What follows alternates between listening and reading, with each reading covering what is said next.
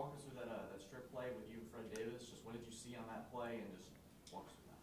So surely we were in a man call, and I saw that they were in a stack alignment into the boundary, and we had the nickel traveling in that situation, and I knew that my man Fred was up front. He was going to be aggressive on the stack, so it wouldn't be too hard for me to match any route that the back man comes out with. And I saw him break on his route, and once I got out of my break and I got in phase, I looked back and saw the quarterback had intention to throw it, and I just knew only good can come from this, so it was that time. What do those kind of plays mean for the defense to be able to respond when Furman strikes and they moving the ball down the field, maybe whether it's goal line stand, Barrett Carter gets an interception, your play right there. What does it mean for that group that, hey, we're going to respond with their best punch? It means a lot, man, just knowing that we could bring a big group of guys to come together and have that energy and just build a momentum in a situation where we're down in plus territory for Furman and they're on the way to score a touchdown. So to know that we got guys that can stand up and bring momentum plays, turnovers into that situation is very big, and it'll be very big for this team. Malcolm, what do you think this defense has to work on after the Furman game? Just definitely keeping a level head, but we know who we have in the room, and we definitely just going to work on getting better each day and throughout each practice and trying to elevate each of our games and making sure that we are looking at the little things and just having a laser focus in on each responsibility, each play, and not getting too clouded about what's going on around us. Obviously, you don't want to give up like 10 of 18 third downs to any team, or 386 yards to a team. What does that say to you guys about where you are? Are these just errors that are correctable, or is it going to take a little time to get where you want to be? I feel like this past weekend, those are definitely fixable mistakes, and I feel like it's something that we can grow from, just to learn like some weaknesses that we had in that game and vulnerable moments that we had, knowing that we can come together and fight back and learn from it and take the coaching from the coaches and learn the little things about defenses that'll just elevate us all as players, understanding the framework and what offenses want to do versus what we can provide. So I feel like that was a great learning moment for all of us. I think Brooks said just even coming off the field, like he immediately knew the things that weren't quite right. I mean, did you come off the field with the same kind of feeling? Or? Yeah, I definitely did. I saw, like, on a lot of those screenplays that they ran, it was just he was wide open by himself. And with the coverages that we got, all of our guys in the back seven has to know the responsibility of everybody. So to see a guy wide open in a zone that somebody should be on him, it was really rough. But we know that we have the guys in the room that love to step up and love adversity. Like we saw last year, just a group that love to fight back and just grow from places like this past weekend to just develop and be a better team. I think Louisiana Tech put up 50-plus points this past weekend. I guess you guys see that. Do you anticipate kind of a high-powered offense this weekend? Yeah, I'm a fan of Louisiana Tech's offense a lot and how they run it. I saw they played one of our former teammates, Joseph Charleston, my guy, and he had some good plays versus them.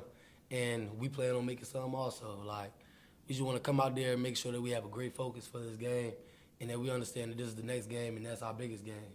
And we just got to dominate each play and come together as a defense and work with the coaches. Malcolm, when you see some other upsets in the top 10 like we had last week, does that kind of catch your eye and just kind of fire you guys up not to want to be part of that group down the road? Yeah, it definitely catches my eye a little bit. Like, everybody sees, like, when you see a team like Notre Dame have what they had went on, like, you see things like that go on in the country, but you just have to have the understanding that we got to have a huge focus towards every single week, and we got to practice hard every single day. Like, we can't take any day lightly as a group, and the coaches do a great job of harping that on us, because you might think one game might not be a big game because of the name of the team, but you lose that game, you'll see how big of a game it is.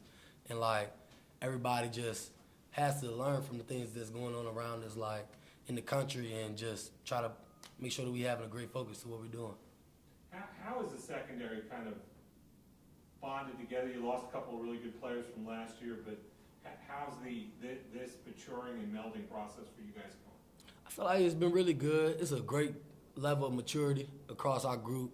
A lot of older guys that played, got some plays up under their belt, started a couple games, and just guys that we know what we can do and we know what we can provide to a defense, and we all just love working together, and we love this team. We love our teammates, and we don't want to let each other down in any way on the field, so just love those guys. How helpful is it for you in secondary to have such an elite D-line? It's big. Like, the group that we got is like no other. Like, those guys, they put the work in, and everybody sees the product that they put out on the table every week in and week out. And those are guys that they've done it, like, for years in this level of play. But this is just a great group of guys, and they love the work. And, like, they definitely going to push every group on the team to be better also. And I feel like just match will be better than their intensity every single week. Like, that's my goal and my focus, and just try to compliment them and help them compliment us any way that we can. Matthew, you said you're a fan of that Louisiana Tech offense. I guess it's going to keep you, that air raid style that they do is going to keep you guys on the back row a little busy, isn't it? Yeah. Is that fun? You like, I love you like those challenges? Yeah, I love it. I want the ball in the air. Like, I love when the ball is in the air because I know that that's an opportunity for us, like, to show what we got up under our belts and show what we've been working for. Like, Coach Sweeney calls it the prime time phase, and, like, this is where you step up, and prime time is really where you show your work. And playing under the lights is nothing like it in Death Valley. Like, it's definitely a game that we want to focus in and make sure that we have all the little things tightened up and very sharp towards. I guess it's a random question, but Ruth was telling us earlier that some people compare him to LeBron James. He's that good of a basketball player. I guess have you seen him play? I seen Rook play, and nobody compares him to LeBron James. But every time Rook shoots, he tries to yell Kobe because he just jacks and shoots from anywhere. And he doesn't usually make it, but when he starts making them, though, he look like Kobe. But he not, yeah.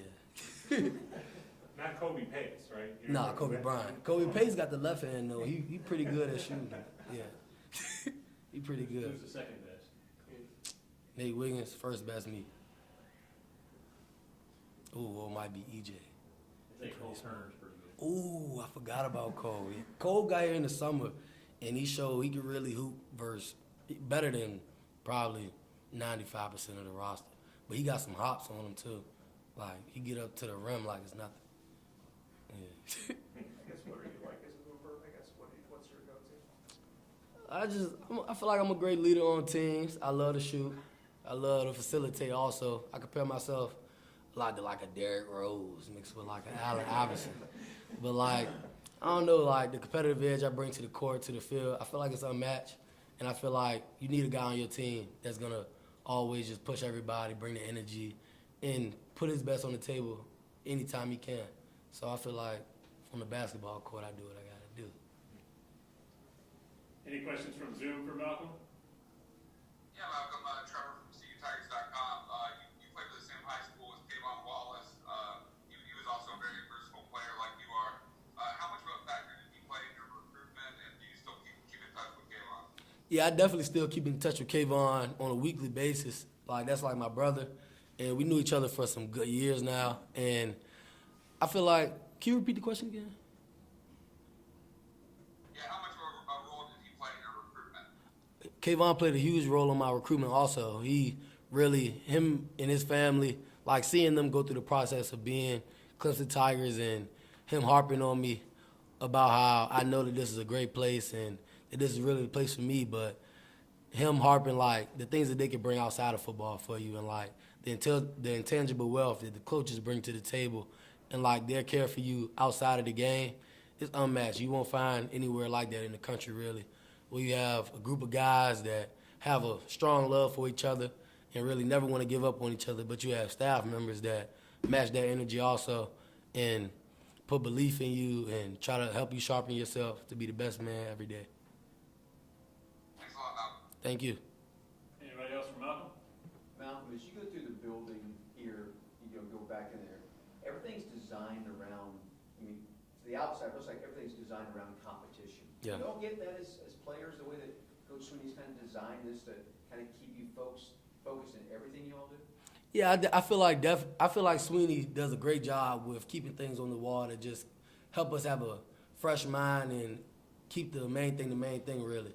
Like everybody has to have a mindset to where they want to maximize their effort every single play, and he blesses us with having things on the wall we can just read around the building that keep us with a great focus also, and everybody having to develop their competitive edge all day, every day while they're in the building, seeing the guys that can match your athletic ability, and going out in practice. You might have a hard day in practice, but you go in the building, you might read something on the wall that just change your mood, change your whole day for you. And I feel like that's really big when cultivating a program of success and leadership and competitive edge. Like, I feel like that's really good. Arcade area, what's your go-to? I like to bowl a little bit, but I feel like I'm real good on Madden and the basketball game. But EJ, he really like took over on the basketball game. It's like you're not gonna beat the high score, but I'm gonna do that before I leave. I guess we talked about just mood and competition. I think Coach Reed was saying that during practice, not necessarily trash talk, but you talk the entire time. If you're not talking, it's Yeah. a problem. So, where does that come from? That desire to want to talk? I don't know. It's just like the love for that I have for this game is like it runs deep. Like been through a lot playing football. I've learned a lot playing football, and the work that I put in on the off season, like, and the work that I see my teammates put in also. Like I got to make sure that I hold myself and everybody else to the standard to just put their best foot forward. Like harping on guys to finish and try harder, do more, and pull those things for myself, verbally, mentally, and all of that. I feel like that plays a big part when in developing a team, developing a group, and bringing togetherness between the young guys and the older guys on the team. Just holding everybody to that same standard. But like the work that we put in on the off season, you don't expect it to go any way other than good. But when it does go other ways, like making sure that everybody has positive things in their head and making sure I'm bringing positivity to the group, that's real big to me. And just pushing myself all day. Like, we work for this and we want to reap the reward. Now, I know last year, Coach Sweeney talked a lot about being physical outside of the field, really physical with Mario and Andrew. How do you feel like y'all done so far this year? I feel like we've done a really good job. All of our corners put their weight up, and like we've gained some weight in the off season, but we've developed our speed really good also. And just buying into the weight room program, we all have just been developing as athletes and becoming a lot more physical and stronger. And I feel like we've been doing really good on the outside with like holding up against screens and perimeter plays to where we feel like we can physically compete with anybody in the country. And we work hard to be able to hold ourselves to that standard every week. And we call ourselves 200. Like that's the goal weight for most of our corners, like to be 200 pounds or anything, but range between 193 and 200. And like when you hold that name 200, like that means a lot. Like everybody on the team, if you do something soft, like they gonna say that ain't 200. Like that ain't y'all. So we just hold ourselves to a high standard, and I feel like you have to do that in every aspect of the game. Anyone else for Malcolm? All right, thanks, Malcolm.